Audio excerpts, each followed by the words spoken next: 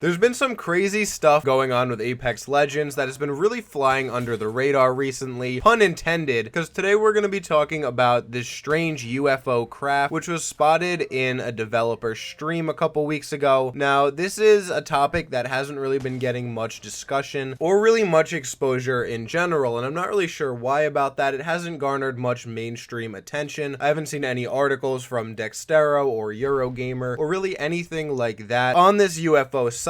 So before we get into this or we really talk about it, I'm just going to put the original image up on screen. Now, this was shown in the developer live stream on June 22nd, so that was about 2 weeks ago at this point. However, nobody had really dived too deeply into it until just today. Now, I am recording this on July 3rd, so for my American viewers, happy Independence Day, because you'll be seeing this on July 4th. I hope you all have a wonderful holiday, and I hope everybody else has a wonderful day in general. But with that out of the way, I do want to dive pretty deeply into this because the only content creator or any large Apex Legends community member who's really been looking too deeply into this is Shrugdle, and as you guys know, I do follow what he does quite closely, and so I was pretty intrigued by this. So we're going to be looking at the fact of it, the stuff that he's data mined, as well as some renders that he's done so that we can see just what's going on inside that craft, and then we're going to talk a little bit about how it can play into the lore and just why it's there in general. That's kind of going to be my speculation though, but before we do any of that, let's just get straight into the facts. So as I mentioned, this is a shot taken from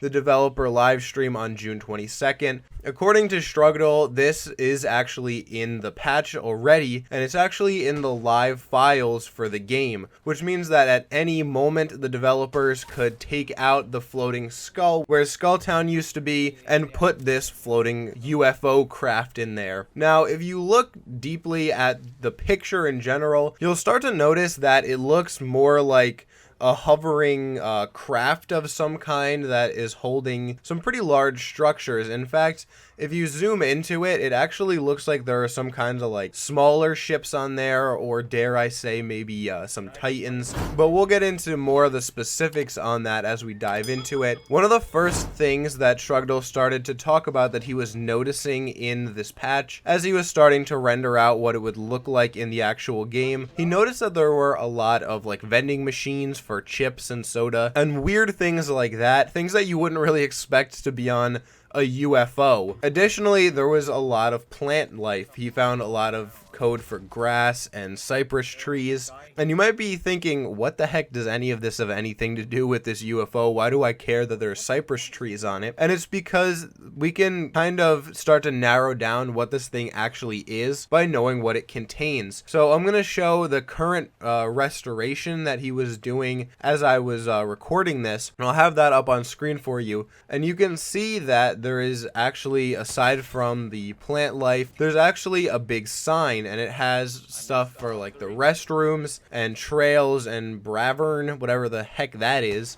But the thing that really caught my attention is the fact that it says restrooms. Now, why on earth would just like an industrial ship or some kind of alien craft have a sign for restrooms? And the answer is that it probably wouldn't, because if it was a ship that was traveling through space with a predetermined crew on it or whatever, they probably would already know where the bathroom is, or they would be wearing diapers, because that's how interstellar travel works. And in fact, even interplanetary travel, or even like modern day lunar travel. Obviously, you know, Titanfall universe is a little bit further in the future, but this is this is a whole side tangent, so we're gonna get back to the main topic here, and that this seems to be some kind of viewing area for tourists, or even potentially a ship that would pick up tourists and bring them in so that they could tour the games. You know, if you're a really rich person, why not give the syndicate some dollar bills and come and take a hike around Kings Canyon, complete with a bunch of holes in the ground, the salvage yard, labs, you know, all your favorite places to watch your favorite people slaughter other human beings. So why is it in the files already? There have been a whole lot of speculations about this. A lot of people have been coming to different conclusions about potentially what it could be used for. Some people were saying that potentially it could be a town takeover for a future legend. However, I don't really see that being the case. Wouldn't really make sense to me too much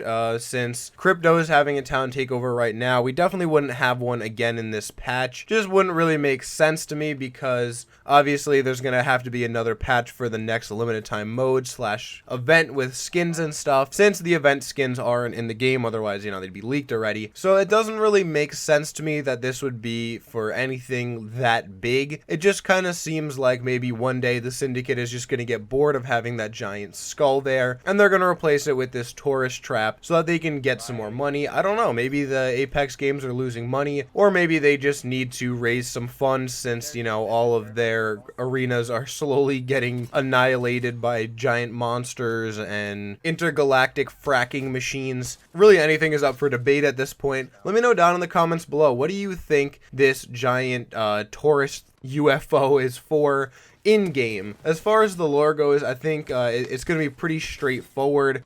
Additionally, something else that I wanted to add, when I first started this video, I talked about how potentially those things on the front in the initial image could be Titans. However, as I'm recording this, I'm also in the leak discussion part of Shrugdle's Discord, and he's talking with some other people in there, and essentially what this actually is it used to be a way to transport Titans. However, it seems like now those smaller ships on this main UFO are actually being used to transport cargo, and honestly, even potentially people. Maybe this is like a docking area where these ships go and pick people up and bring them here, and this is kind of like their main hub where they meet at the end of the day and leave. Kind of like a welcome center to go and view Kings Canyon. I think that honestly would make the most sense to me, which is pretty cool, pretty crazy. I am genuinely excited to play on it. I think it's going to be a pretty cool area. I'm glad that they're going to be replacing that skull. It doesn't really seem to serve much of a purpose except bring back memories of when the map was better. Actually, just kidding.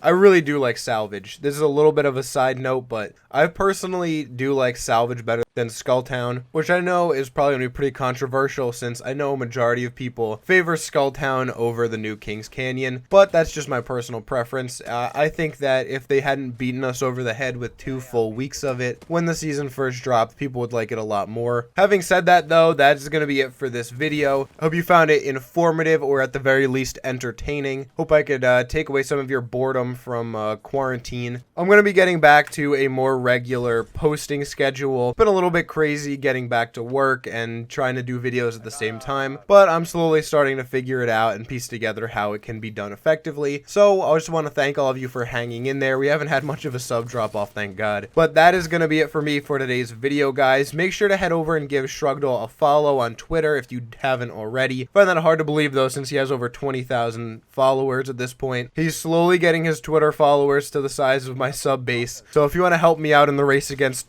Shrugdle, please, on your way out, make sure to like the video, and if you're not already, join the club by hitting that red subscribe button. I would really appreciate it. However, that's all for me though, so until next time, guys, take it easy.